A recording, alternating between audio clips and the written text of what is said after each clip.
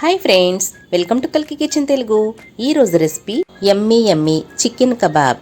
దీనికోసం నేను అరకిలో చికెన్ తీసుకున్నాను. ఫ్రై చేసి ఈ చికెన్కి స్కిన్ లేకుండా చూసుకోండి. పెద్ద ముక్కలు అయితే ఇట్లా నాటు పెట్టుకోండి.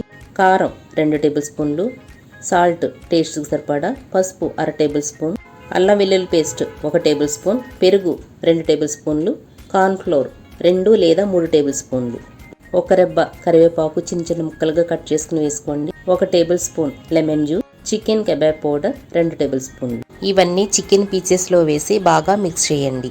పెద్ద ముక్కలకు నాట్లు పెట్టడం వల్ల మసాలా అంతా లోపలి వరకు పీల్చుకుని తినేటప్పుడు జ్యూసీ అండ్ టేస్టీగా ఉంటుంది.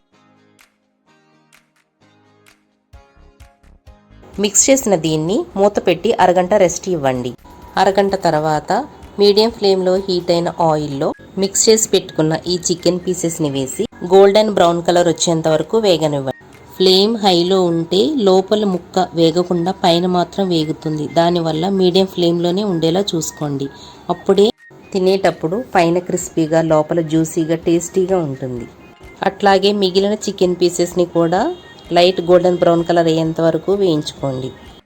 ఇవి ఇట్లానే వట్టిగా తిన్నా బాగుంటాయి. లేదనుకుంటే ఏవైనా మిక్స్డ్ రైస్ ఐటమ్స్లోకి, సాంబార్, రసం అన్నంలోకి సైడ్ డిష్గా తిన్నా కూడా చాలా టేస్టీగా ఉంటాయి. కార్న్ఫ్లోర్ మిక్స్ చేయడం వల్ల పైన క్రిస్పీగా తినేటప్పుడు చాలా టేస్టీగా ఉంటాయి. ఎన్ని తిన్నా ఇంకా తినాలనిపిస్తుంది.